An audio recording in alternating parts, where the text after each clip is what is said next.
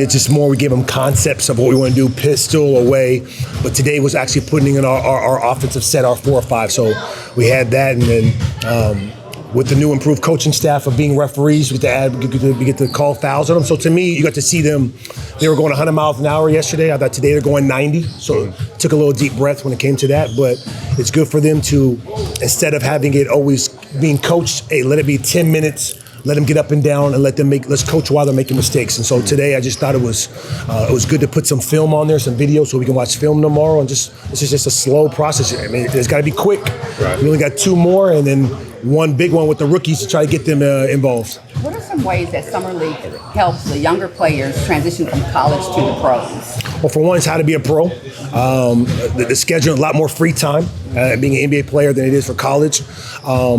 The game is different. It's such a different game, and so for us, it's our job as a coaching staff when it comes to physically getting our body weight room wise, mentally when it comes to film, the positions they're going to be in, and then obviously too, like taking care of your body when it comes to the fluids. It's hot here in Dallas. It's hot in Vegas, and everyone's excited. I mean, let's be honest with you. Everyone was the man in college. Your mom, your auntie, everyone's coming to Summer League. They want to see you play. I led the country in minutes when I was in college. From that, in Summer League, you come out twice as more. And so for these guys, it's for me to be able to be honest and upfront when I'm early on to what I expect from them playing times and minutes wise, so they don't feel, as a player, I always felt like, hey, I wasn't caught off guard. You've gotten to know Jaden for a year now. How would you describe, basketball aside, like how his demeanor or personality has acclimated over this last year? I mean, he's a funny kid. I mean, he's someone you can just tell him. I mean, if you look at him, he look like a rapper, right? Like, you know, in a way, he has a nice swagger about him. He's someone who's just he's got that laugh that if he's on the opposite floor, you heard him laugh, you knew it was Hardy. You know what I'm saying? And so for me, he is just a pure sense of innocence when it comes to like, hey, he just wants to play basketball, video games, and probably hang with his boys. And so for that, anyone knows when you go one and done, you grow up real fast. You become the breadwinner of your family, a lot of responsibility on him. And here right now, the whole Summer League until our 2 first-round picks, Summer League is about Jaden Hardy. Don't you know? That's one thing for sure. So for us, it's like I said yesterday, he does have a lot of responsibility. But at the end of the day, it's basketball. You have fun, you do what you're supposed to do, and it's my job just to help you on your journey for this 2 weeks basically. It seemed like there was a moment in that scrimmage where you called out for a triple team for Jaden Hardy. You talked about that yesterday. What are you looking for him to do and like his process through that? How is he handled? I just want to, in practice, in the last 4 weeks of working with him, to not be uncomfortable of a situation that we didn't practice. They're going to trap him.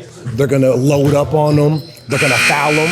Sometimes I give him the call. Sometimes I purposely don't call any fouls for him to see him frustrated and tell him to work through it. Hey, listen, I'm not calling any fouls for you today, because you might have one ref that won't call it. You might have one ref that loves your game and calls every foul. So I just want to put him in a position where he has to, every single day, it's not the same old. It's they're trying to cheat me.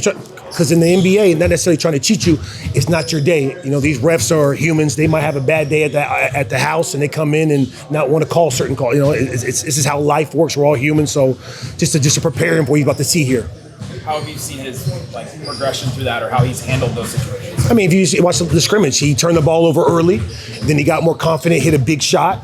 He came, we didn't give him a call on one time at the free throw line. I gave him a foul at the end of the game. It's going to be highs and lows. Basketball is the definition of highs or lows. You could be up 5, no lead is safe. You might get a call. You might feel like the ref cheated you. Instant replay, it's all of it. So his progression, man, listen, it's going to be like this. He's 19. His highs are going to be a little bit more higher than that in Summer League because he's probably more talented than 85% of the players. But he's got a long way, but yet we're happy where he's at right now. As Jaden continues to develop as a high pick and roll ball handler, what parts of that do you think he still needs to kind of like refine? Like, is it against drop coverage, reading the low man? Is there any? He's really good versus drop coverage. He struggles where the big is up and then the low man is over there early because he wants to score. Jaden naturally wakes up as a scorer. For him, in his mind, to have a good game is 20 points. I don't know in his mind if he had 8 points and 12 assists, he feel like he'd have a good game. It's just not who he is. So he's looking to score. So for him, how I tell him, if you make the corner pass, which he did today here, and he threw the left-handed here in the wing, I think they missed it at the time, it's the right play. You throw that, you might have to throw it 2-3 times in a row. It's going to open you up now to get downhill. The big, he's going against Silva. Silva's an NBA type. So he played for Miami. He was on 2 10 days for us. That's not a normal summer league player. That's one of the reasons why I wanted him to have offset for the rookie, to have someone physical. And then also for him, once he gets in there, the lob pass, the corner fakes, and the low man fakes and goes to the corner. Can you throw the late lob? Luka's the best at it. It takes these rookies 3-4 years, and some of them still can't do it now. It's a hard one, and that's why we just keep stressing on him, and one day it's going to click for him. After the All-Star break, it seemed like he got more comfortable attacking like switches, like different mismatches. What did you see from him in those situations? And is there anything you would like to see him continue to grow on? I mean, you saw the last play, right when he got it, and he has a center on him. I don't care what center it is, ISO, clear, space, let him work. He's a natural one-on-one player.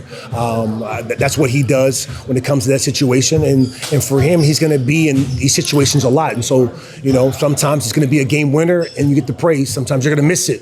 You might get the blame. It works when you're the best player. How many times when Luka, and every time they're not trying to interview the 15th man after the game, or the guy or the inbounder, you're interviewing him. And after Summer League, you're going to be interviewing him. So it's going to be a lot of pressure, yet a lot of stress. But at the end of the day, it's basketball, and we're here to help you. We're good? Appreciate y'all.